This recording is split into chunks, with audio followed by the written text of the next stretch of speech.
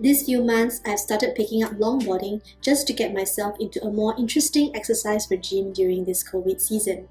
But as I skate more, I realized my board started to make this creaking sound every time I make turns, and it just wasn't so enjoyable when I take it out for cruising. Then we realized that it was a matter of lubricating the bearings and certain parts with oil, which made a big difference. No more creaking, the wheels moved smoothly, and I could cruise longer on each stride. Same thing with our bicycle chains and whatnots, right? Now our faith system works very much like that too.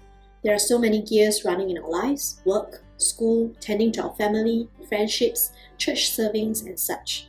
Sometimes we may be hit by some entanglement of problems like financial issues, sicknesses, relationship tensions, other worldly temptations that jam up those gears and affecting other gears as well, because maybe emotionally, mentally, physically, or even spiritually, we aren't feeling right. Over time, when not dealt with, it may even rust our faith living. So with that, how do we oil up the gears of our lives to prevent it? Now, as it is with my creaking longboard, it is important to first identify where the problematic part comes from. It would not help if the problem is with the truck area, but you're just lubricating the wheel bearings. It will not help if we're just going to find entertainment and distraction elsewhere when our root issue is still with the emptiness in our hearts. More often than not, the issue with our living system stems not primarily from the problem before us, but the one within us.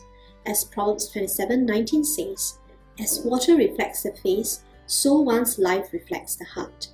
Like we could be feeling lousy about not living the life or having certain things other people have, but the main issue could be on our heart's definition of contentment. Or we could be upset about our relationships, but it could be more about some expectations we have for love. That said, we all go through this, even for myself, and especially in areas of parenting. We are so quick to nail the problem, but less so in identifying the underlying spiritual state in us. So before we go repairing what we think is wrong, let us first ask some deeper questions. How does my spirit move in this situation? Am I seeking convictions from the Lord? How near or far am I from relying on God in this? Am I okay to let go of this? Or what is holding me back so much? When we slow down and look within us, we can find more definitive answers than just fighting fire at the wrong places. Like it is said in Lamentations 3:40, "Let us examine our ways and test them, and let us return to the Lord."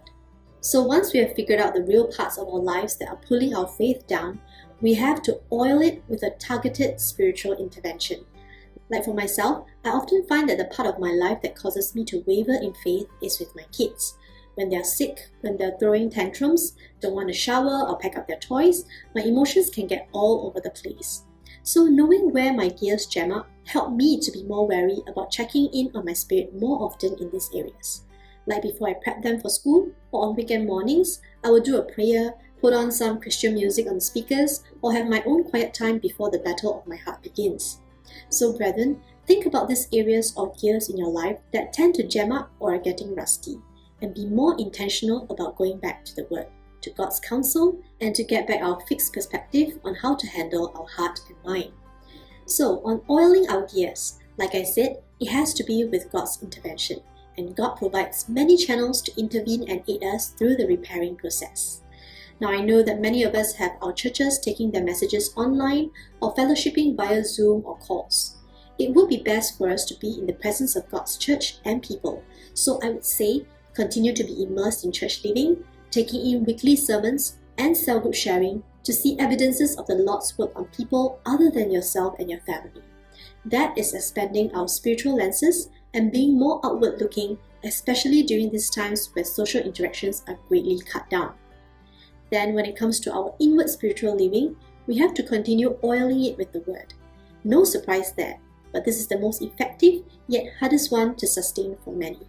It requires us to commit our time to the Lord, to the Word, be consistent at it, and act on it. But truly, the Word is the best and only way for us to stay vigilant and guarded against this fallen world. It guides us in wisdom and steadfastness to make all choices in our lives, like how we should cast away certain burdens, how we should love our family, how we cope with difficult people, how we compromise in the right manner, and when to speak up in truth. As James 1:20-24 says, "Do not merely listen to the word and so deceive yourselves. Do what it says.